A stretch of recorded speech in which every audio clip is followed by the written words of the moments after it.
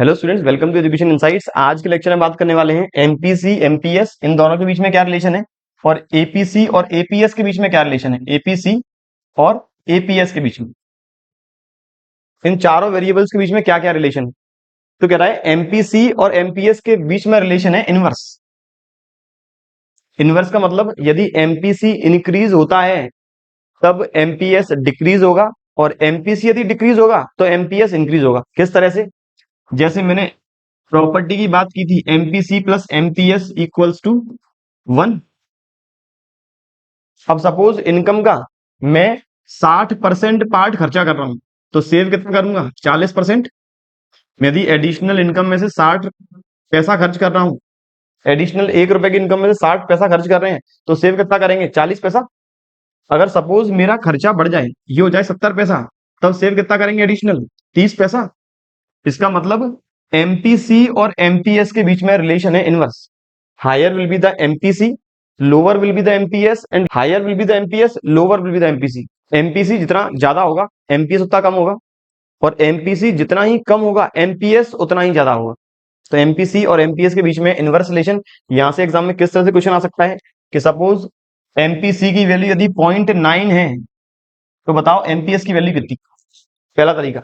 दूसरा तरीका, यदि एडिशनल इनकम में से 90% पार्ट खर्चा कर रहे हैं, एडिशनल इनकम में से खर्चा कर रहे हैं 90%, मतलब फ्रैक्शन में कन्वर्ट करेंगे तो ये आएगा 0.9। तो कितना पार्ट सेव कर रहे हैं? हम सेव कर पाएंगे फिर 10%, मतलब 0.10। या फिर if half of the additional income is saved by the individuals और household, then what will be the value of MPC. यदि एडिशनल इनकम का आधा पार्ट सेव किया जा रहा है इंडिविजुअल्स के द्वारा, तब मेरे एमपीसी की वैल्यू कितनी होगी? अब एडिशनल इनकम का आधा पार्ट, एडिशनल इनकम मानी मैंने 1 रुपए, 1 रुपए का आधा कितना हो गया? 1/2। 1/2 को यदि फ्रैक्शन में कन्वर्ट कर लें, यदि डेसिमल फॉर्म में कन्वर्ट कर लें तो आ जाएगा 0.5। तो मेरा एमपीसी कितना होगा? 0.5 या फिर 1/।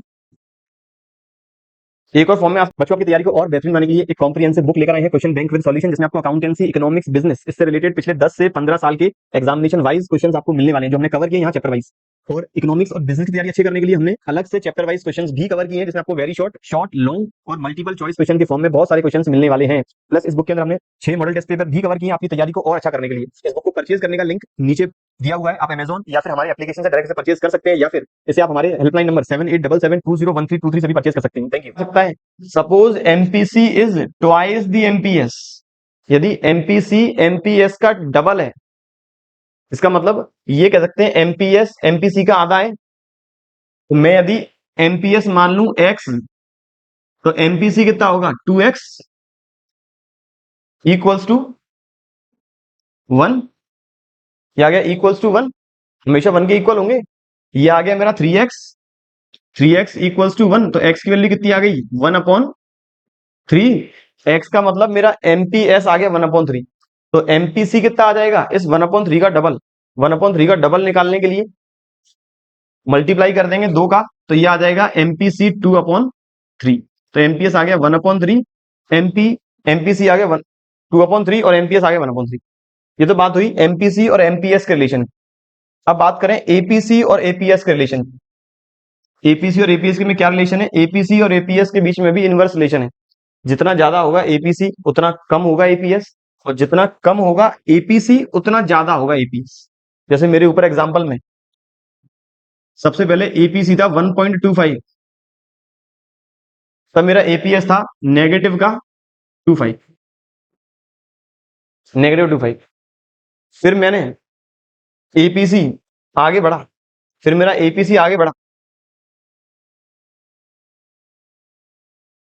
एपीसी की वैल्यू फिर यहां से आई। मेरा सबसे पहले एपीसी इस जगह था 1.25, तो मेरा एपीएस आ गया -25। फिर मेरा एपीसी हो गया 1, ये कितना हो गया? 0। जैसे ही ये गिरने लगा, ये इंक्रीज होने लगा, पहले वैल्यू चल रही थी नेगेटिव, अब हो गया 0।